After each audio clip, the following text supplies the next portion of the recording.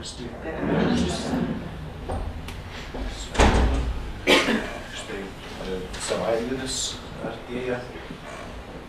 Dėkojame Dievui už praeitą savaitę su visais įspūdžiais, įvykiais, patirtimis, su visa Europa, o gal ir su pasauliu. Meldžiamės už ukrainiečius, kad gedime jūsų tas egzaminas, kurį dabar laiko šitą tautą, kad pasisektų. Žinoma, kad sudėtinga, ukrainiečiai nemyli to prezidento, jį banditu vadina, bet jisai turi teisėtai išrinktas. Tai melskime, kad išminties nepristigtų ir vadovai, opozicijos, ir patys dabar, kurie jau oficialią valdžią turi, kad tartųsi, kad apsaugotų žmonės nuo žūties, nuo kraujo, kad ta didelė valstybė, kuri tiek daug iškentėjo, kad pereitų ir pasirinktų kažkokį savo savitą gyvenimo būdą.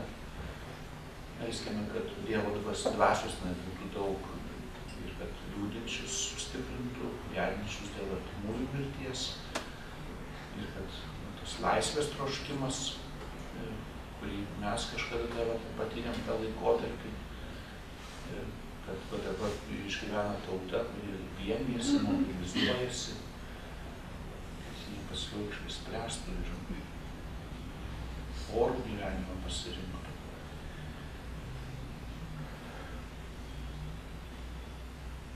O šventasis raštas mus moko. Ir mes atveriame savo ausis ir protus tiems žodžiams, mintims, idėjoms. Mes norime sekti Kristų ir jo būti mokiniais, kurie ir pažįstame jį, branginame ir imituojame arba gyvename kaip jisai.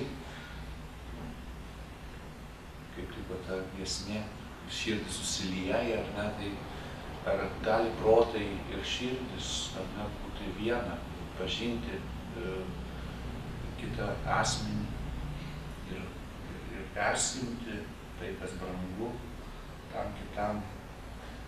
Tai mes, krikščionys, melžiame, kad norėtumėm Kristų pažinti, mylėti ir tapti panašus.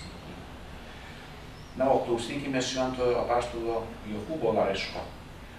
Kas iš to, mano broliai, jei kas sakosi, turys tikėjimą, bet neturi tikėjimo darbų. Ar gali jį išgelbėti tikėjimas? Jei brolis ar sesuo neturi drabužių ir stokoja kasdienio maisto, ir kas nors jūsų tartų, eikite ramybėje, sušilkite, pasisotinkite, o neduotų, kas reikalinga jų kūnui, kas iš tų žodžių. Taip pat ir tikėjimas, jei neturi darbų, jis savyje miręs. Priešingai kitas pasakys, tu turi tikėjimą, aš turiu darbus, parodyk man be darbų savo tikėjimą, o aš tau darbais parodysiu savo tikėjimą. Tu tiki, jog yra vienas Dievas, gerai darai, bet ir demonai tiki ir dreba. Ar nori žinoti, neišmintingas žmogau, kad tikėjimas be darbų nevaisingas? Argi ne darbais buvo nuteisintas mūsų tėvas Abraomas, aukodamas savo sūnų Izaoką ant aukuro? Matai, tikėjimas veikia kartu su jo darbais. Ir darbai atbaigė tikėjimą. Taip išsipildė rašto posakis. Abraomas patikėjo Dievu ir tai buvo jam įskaityta teisumu, o jis pramintas Dievo bičiuliu. Jūs matote, kad žmogus nuteisinamas darbais, o ne vienu tikėjimu. Kaip kūnas be dvasios miręs, taip ir tikėjimas be darbų negyvas. Tai Dievo žodis. Žinote, kad baisūs skilimai krikščionybės istorijoje pasireiškia. Vienas iš jų protestantizmo skilimas. Liuteris, kuris norėjo atnaujinti bažnyčią, kuri tuo metu irgi buvo išgyvenus irgi tuo metu krizę, kvietė labiau pasitikėti Dievo išgelbstinčią malonę kaip dovaną. Ir tam reikia tik tai priimti ją per tikėjimą. O tuo metu krikščionis buvo labai, kad aš savo pastangomis labai galiu gerais darbais, aš pats susitarnauti gyvenimą, Dievo palankumą. Ir tas buvo statymas į vietą. Tu turi visų pirma remtis Dievo gerumu, nes ne tavo gerumas, ne tavo rezultatai geri pastangos yra lemtingos. Ir matot, įvyko baisus skilimas, iki brolščudiško, Baltramiejaus nakčių ir visų kitų dalykų. Ir protestantai šito Jokūbo laiško nepripažįsta. Kaip įkvėpė. Nes čia atrodo taip labai aiškiai Jokūbas sako, tai jeigu tikim, kad malonė veikia, bet tai o kaip tu gyveni? Parodyk, kur ta išvestinė, kur ta yra išraiška tavo apsisprendimo, tavo tikėjimo, kuris perkeičia tada tavo principus, nusiteikimus, vertybinės nuostatas. Ir tada tu turi gyventi kaip tiki, o gyvenimas gali būti pamatuojamas iš atskirų poelgių vertinimus. Tai kur tavo darbai? Jeigu tik tai tu gražiai kalbi arba svajoji, kad reikėtų gerai, dorai gyventi, o gyveni nedorai, tai tada tas didysis netitikimas. Jokūbas šitą klausė. Parodyk tą tikėjimą, o aš parodysiu darbus. Tai melskime, kad ta vienovė gyvenimo ir tikėjimo būtų. Ir iš tikrųjų mes tikime, ką Liuteris sakė. Aš vien tik jeigu Dievas nenorėtų, Dievas negelbėtų manęs, aš per savo apsukrumą pastangas neįsigelbėčiau. Bet žinodamas, kad išgelbėtas esu, nes mylimas esu, turiu stengtis kokybiškai gyventi. Kasdienius pasirinkimus.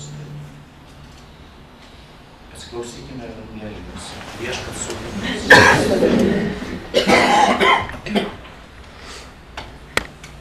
Pasiklausykime Šventosios Evangelijos pagal Morkų.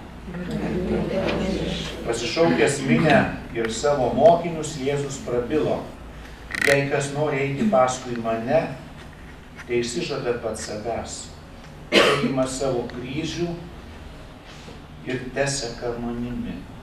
Kas nori išgelbėti savo gyvybę, tas ją praras, o kas pražudo savo gyvybę dėl manęs ir dėl Evangelijos, tas ją išgelbės. O kokiagi žmogui nauda laimėti visą pasaulį, bet pakenkti savo gyvybei? Arba kuo žmogus galėtų išsipirkti savo gyvybę? Jei kas gėdijasi manęs ir mano žodžių, šios neištikimos ir nuodėmingos kartos akivaizdoje, to gėdysis ir žmogaus sūnus atėjęs su savo tėvo šlove, šventųjų angelų lydimas. Jis dar jiems kalbėjo: iš tiesų sakau jums, tarp čia stovinčių yra tokių, kurie neragaus mirties, kol išvys didingai ateinančią Dievo karalystę. Girdėjote Viešpaties žodį.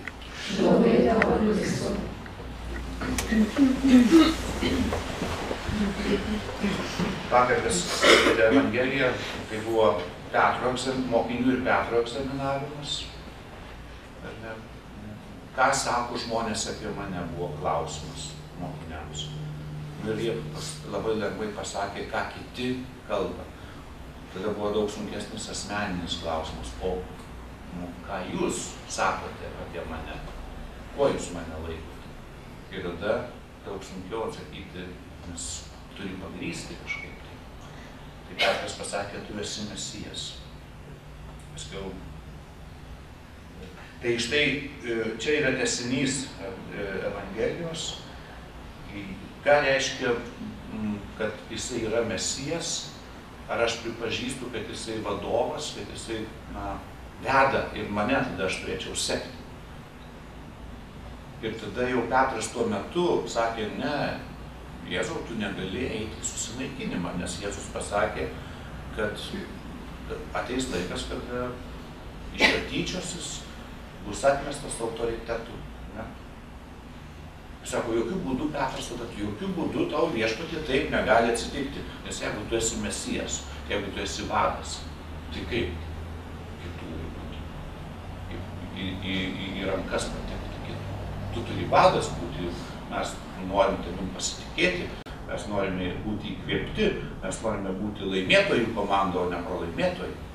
yra labai natūralu. Ir štai Jėzus va šiandien kalba apie tokį mūsų prigimčiai nemalonų dalyką.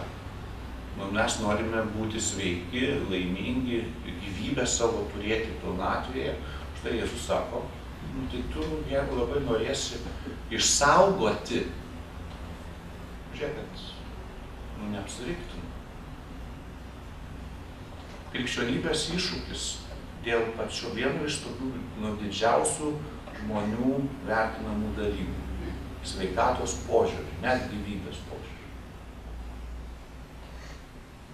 Kviečia iššūkį metą krikščionybę ir Jėzus metą iššūkį. Nėra pati aukščiausia, visgi nėra pati absoliuti vertybė sveikata. Ir žmogus, nors mes sakome, ir krikščionybė sako, nubrangink savo sveikatą, negriauk sąmoningai, bet jeigu reikia, tu negali įsitverti į savo sveikatą ir sakyti, kad aš tada pareigų kitų neatlieku, nesaugau savo sveikatą. Ir tada mes matom, kiek yra pavyzdžių vadinamo pasišventimo, pasiaukojimo dėl kito gerovės. Mama ar nedaro, gimdo, nors rizika jos gyvybei, nedaro aborto, nors gydytojai gali spausti, taip, rizikuoja. Ir tada tas principas, kad turi medicina gelbėti būdu, o nepasakyti, kad iš karto silpnesnį, mažesnį paaukojame, nes gresia mamos sveikatai. Turi gelbėti tą būdų ir matom visose kitose situacijose. Mes pažįstame aplinkinių žmonių, kurie taip myli savo harmoniją, arba taip stengiasi būti tobulai, kurie paskui nepaiso žmonių šeimos reikalų, meta viską ir medituoja, arba nors važiuoja į Tibetą. Tai tas klausimas, kaip suderinti maldą, tobulumo siekimą su gyvenimu. Tai štai Jėzus kviečia sekti jį, kuris yra dosnus kitiems žmonėms. Ir tai yra kryžius. Jeigu tu tikrai myli, jeigu tu mokaisi mylėti, meilė susidurs su ribotumu kito žmogaus, būsi neįvertintas, tau nebus pakankamai galbūt atsidėkota ir nebus padarytas gerai, bet jeigu tu tikrai myli, tai mylėk ištvermingai. Ir tada turėsim išvengiamai ir kančios patirti. Tai va ką Jėzus ir sako, kas nori eiti paskui mane, o jisai tai sakom, kad eina į brandžią meilę, tai išsižada pats savęs, tai ima savo kryžių, paseka mums. Kas nori išgelbėti savo gyvybę, tas ją praras. Taigi kokia žmogui nauda laimėti visą pasaulį, bet pakenkti gyvybei savo. Tai va, tai iššūkis ir lengviau kalbėti, negu melskime gerojo Dievo, kad iš tikrųjų padėtų mums mokytis, būti atsakingais, jautriais, mylinčiais žmonėmis.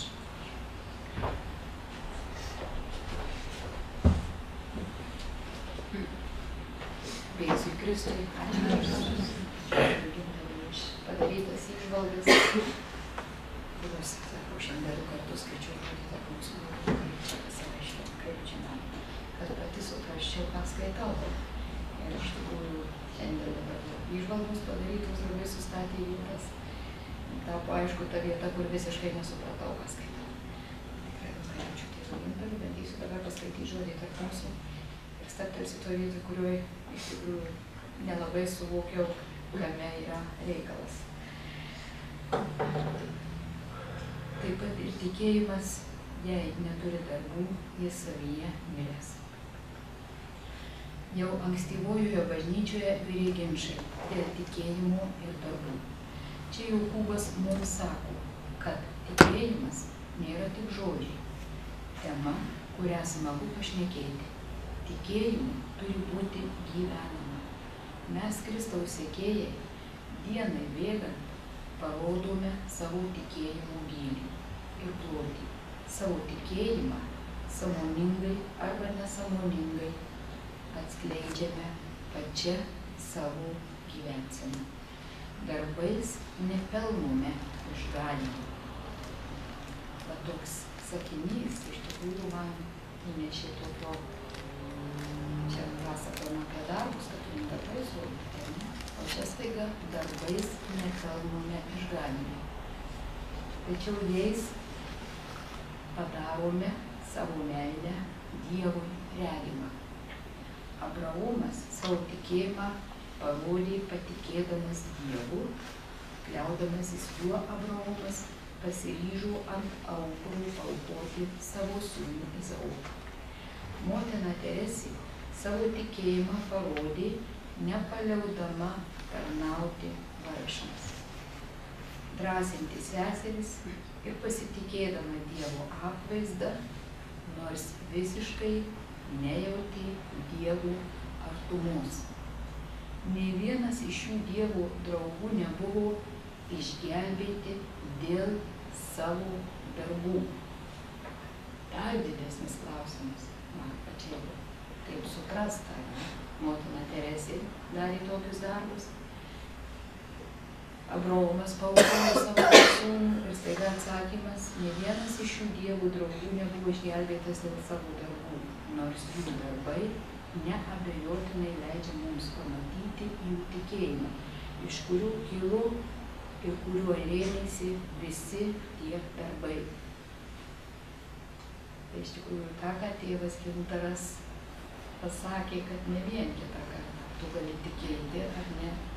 Na, aš taip supratau, gali tikėti, bet jeigu nedarai darbų, ar ne? Tai iš tikrųjų tavo tikėjimas tuščias. Kitas momentas, gali daryti, ar ne? Bet to, kaip pasakyti, gali nesekti. Viešpatį, kaip ir sako, nepaaukoti save. Arba kitas momentas, kuris, kaip sako, išvažiuoja meldžiasi, iš tikrųjų savo, asmeniškai savo, o aplink kitų nemato. Na, galbūt tas sakinys, aš ir nelabai suprantu, kad motina Teresė ir Abraomas vis dėlto, nei vienas iš jų nebuvo išgelbėtas dėl savo darbų, nes jų darbai neabejotinai leidžia mums pamatyti jų tikėjimą. Galbūt čia kažkas kitas turėjo būti mintyse. Aš po to paprašysiu su tėvu Gintaru pasiaiškinti dar šitą. Skaitykite galą. Tai aš visai paskaityti. Jokūbas kalba, man ir neatsakė, Jokūbas kalba šiek tiek yra, bet šventumo vaira arba rado. Dievas mums dovanoja tikėjimo dovaną. Tada tikėjimu mes ieškome jo arba sąjungoje. Jo paliesta suspurda mūsų širdis. Perkeisti Dievo artumos patirties, tampame vis dosnesni, kilnesni ir nesavanaudiškesni. Šis savęs atidavimas savo ruožtų maitina mūsų meilę. Dievui ir mūsų troškimą būti su juo. Tad melsdamiesi vėl sugrįžtame pas jį. Ir taip vairas sukasi. Mes įgyjame šventų įpročių, tampame vis šventesni, labiau trūkstantys Dievui. Kasdieninėje situacijoje vis savaimingiau atsiskleidžia mūsų tikėjimas. Kad ir kur esame, leiskime Dievui vesti mus pirmyn. Klausimas mums: turi tikėjimą? Jei taip, veik pagal jį. Šiandien susirask žmogų, reikia tavęs ir pagelbėk jam. Įsijuosęs darbuojasi dėl Dievo karalystės, sekantis klausimas. Puiku, darbuokis ir toliau, bet neužmiršk purenti ir savo dvasinio gyvenimo darželį. Teisumas nėra savęs įrodinėjimas darbais, tai veikiau leidimas tikėjimui pasireikšti.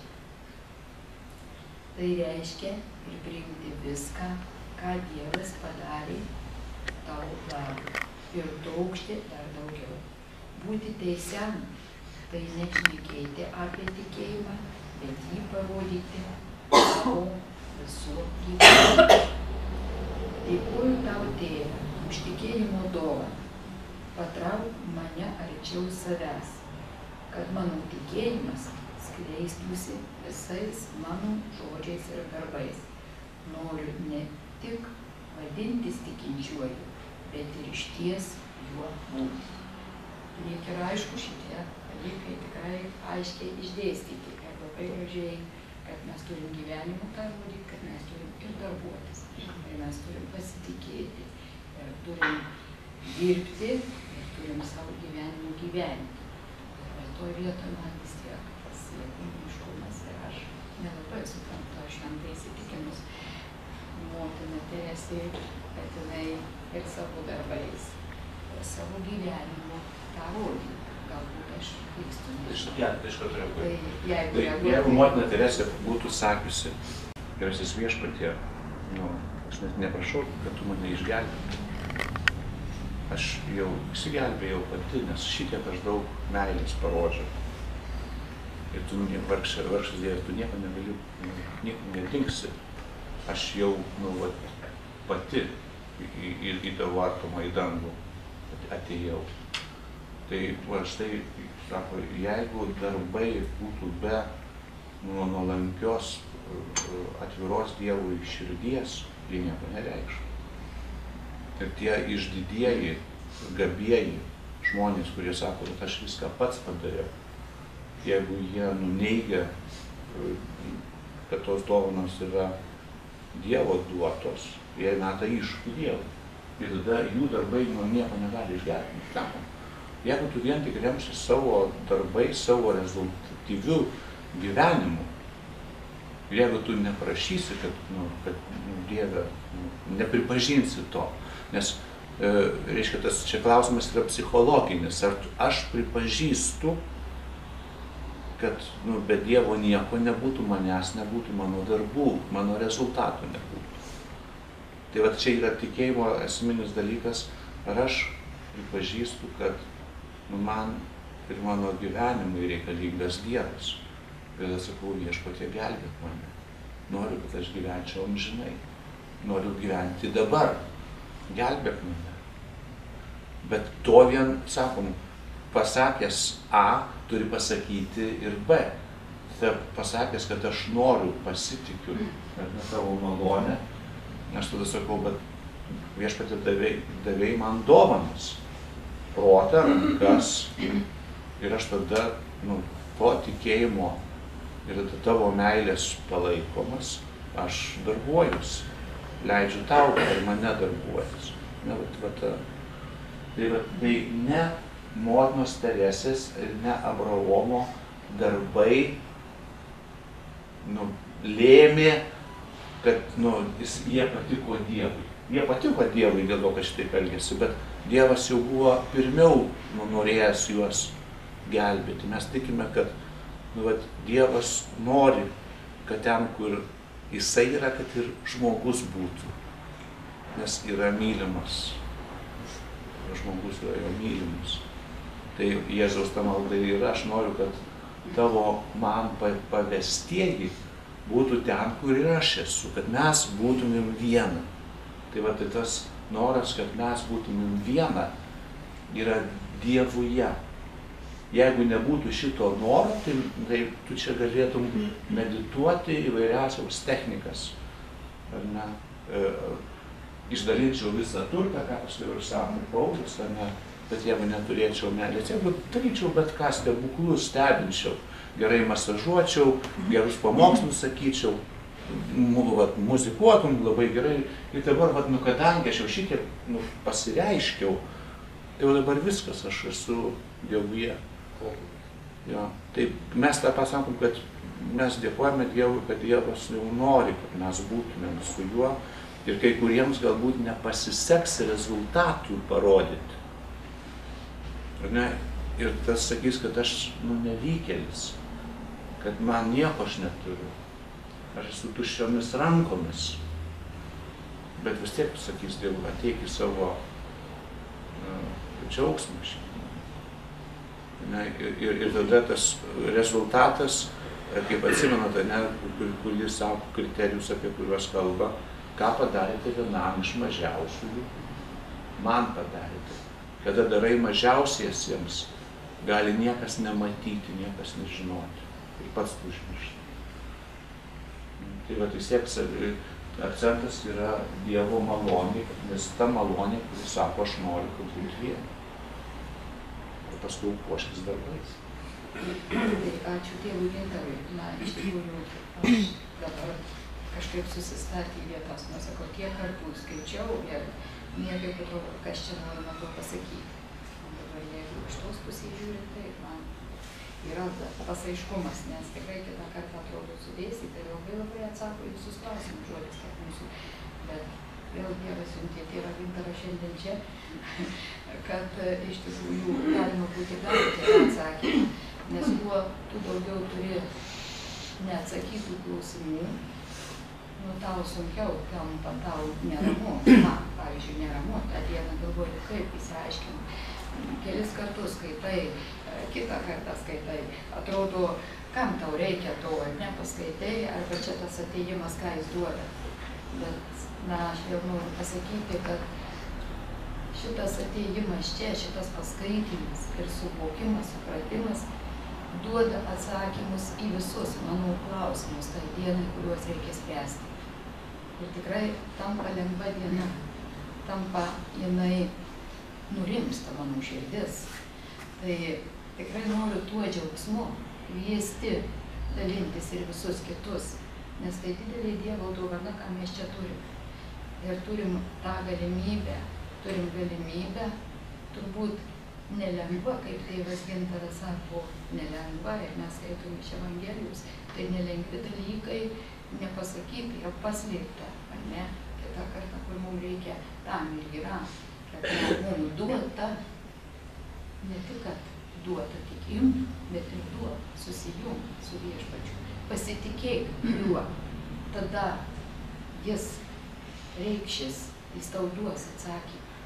Tai ne taip turbūt paprasta, nematant, fiziškai nepačiupinėjant to, mums patikėti tuo.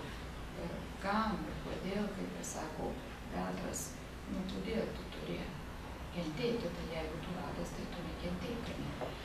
Kad ir vėl mes turim konkrečią situaciją, sako, Kijeve, kas vyksta, svarstymai, svarstų iš visų pusių, kas vyksta.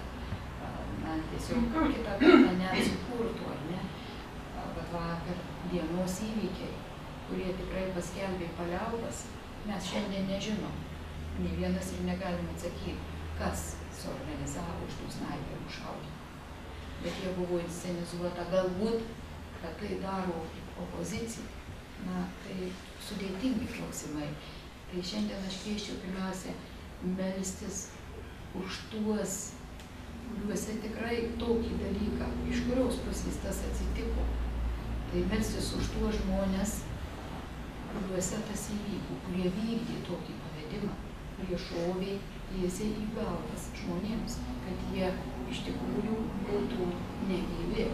Ir per tokį dalyką, jeigu 50 žmonių snaiperis nušauti, na, tai jūs patys suprantat, tarpusavyje kyla daug dalykų ir dėl ko, dėl tautų galbūt, dėl nepasidalinimo viršūnės. O tie žmonės viską kenčia, jie eina už tai, bet eina už tai, kad turėtų savo šalį. Mes turėjom vasario 16, bus kovo 11.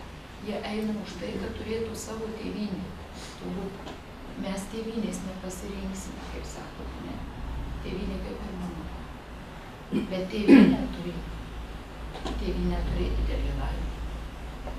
Tad tikrai melskime už tuos žmonės, kurie būtent siųstų viešpats jiems šventąją dvasią, tam, kad jų sprendimai būtų pagal Dievo valią, kad iš tikrųjų susivoktų, kas vyksta. Ir už tuos žmonės, kurie yra žuvę Maidane, kurie nekaltai žuvę, vienaip ar kitaip. Mes šiandien nežinom, kas, kame. Nesprendžiame, nesigilinam, bet prašykime viešpaties malonų tuose sprendimuose, kas vyksta. Ir iš tikrųjų melskime, ar nežinau, ar iš Rusijos, ar iš kokio užsakymą eina, kas vyksta. Ir už tuos žmonės, kad tikrai ta piktoji dvasia pasitrauktų, kad būtų suvokimas, turbūt vėl jūs matote daug dalykų, kur Sočio ta olimpiada, gal jeigu žiūrėjote kas nors vakar, na iš tikrųjų baisus dalykai, kaip matėt, manau, ne vienas vakar tą filmą, sudėta iš tikrųjų faktų, kai žmonės išvaromi tam, kad kažkoks padaryti tam, kad ne tik dėl olimpiados, bet kad toj vietoj stoja didžiuliai namai ir kažkas privatizuojasi, o išvaro žmonės, tie nuo 7 metų tie gyvena be namų, stovi, kaip čia aš prigalvotus istorikus, tokioje vietoje padaryti trasas, kur buvo ramybės miestas, Sočis, poilsio, nuo tiek metų. Aišku, galima pagražinti, galima daug dalykų padaryti. Į kur nuveda pinigai, kur nuveda komercija, kur nuveda tokie dalykai. Bet ir vėl negalime, mes neteisėjai. Viešpaties valia. Viešpats yra teisėjas. Kiekvienam reikės atsilyginti pagal savo darbus, ką mes juos darome. Tai melskime, kad mums viešpats taip pat teiktų išminties, atveriant mūsų širdis, atveriant meilę, atveriant bendruomeniškumą, atveriant atsakomybę, atveriant supratimui vienas kitų, kad bent tą, ką mes galim padaryti, jeigu bent kiekvienoje bendruomenėje mes turėtume tokią galimybę. Iš tikrųjų, mes išeitume iš daug aplinkų susirenka žmonės pilni sklidini džiaugsmo, ko daugiau trūksta. Tai darykime kiekvienas tą, ką galime ir dėkokime Dievui, kad mes tą turime. Ir išeikime iš čia, daug laiko praleidžiame, kad būtume kupini džiaugsmo ir kad viešpats man tiek teikia stiprybės. Melskime mes taip pat už popiežių mūsų, prašydami jam dvasinės stiprybės, kai jis stiprintų visų pasaulio žmonės dvasiškai.